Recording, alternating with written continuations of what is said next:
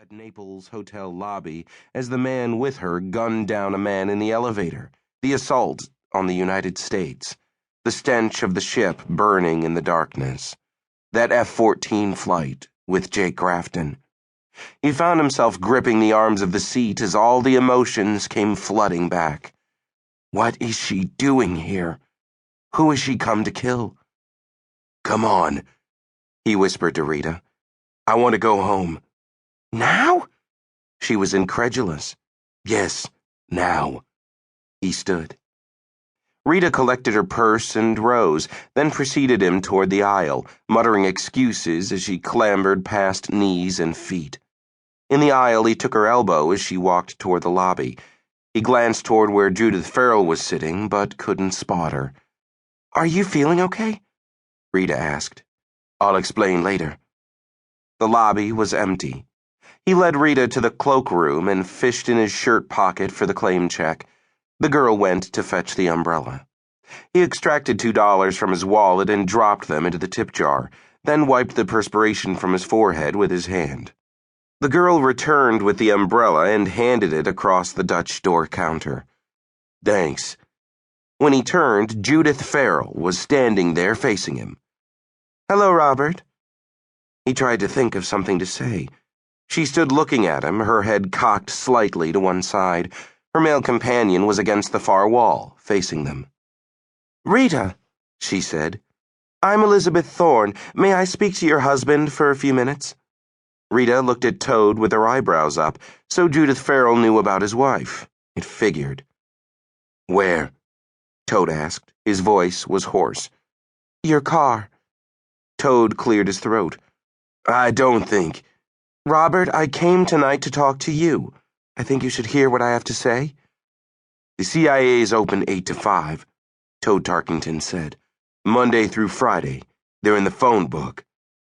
This is important, Judith Farrell said. Toad cleared his throat again and considered. Rita's face was deadpan. Okay. Toad took his wife's arm and turned toward the door. The man against the wall watched the three of them go and made no move to follow. They walked in silence across the parking lot. The rain had stopped, but there were still puddles. Toad unlocked the car doors and told Farrell, You sit up front. Rita, hop in the back seat, please. Once in the car, he started the engine and turned on the defroster as the women seated themselves. Then he reached over and grabbed Judith Farrell's purse. Farrell didn't react, but Rita started. Still, she remained silent. No gun in the purse. That was his main concern. There was a wallet, so he opened it.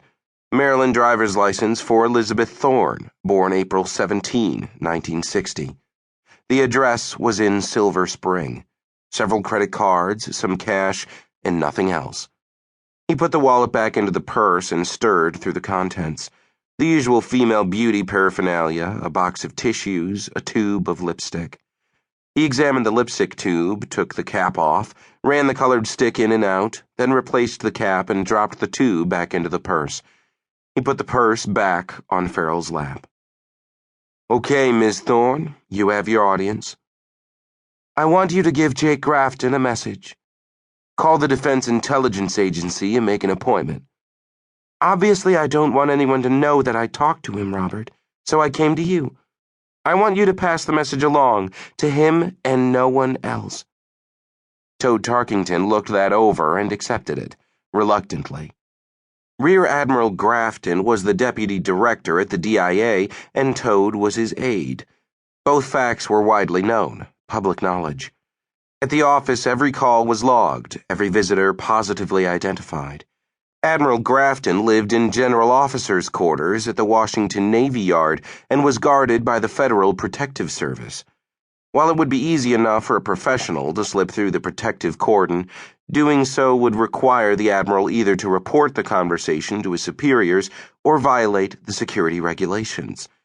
Presumably this way it would be up to the Admiral to decide if this conversation had to be reported, a faint distinction that didn't seem all that clear to Toad.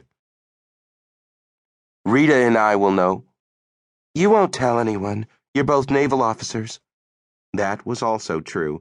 Rita was an instructor at the Navy's test pilot school.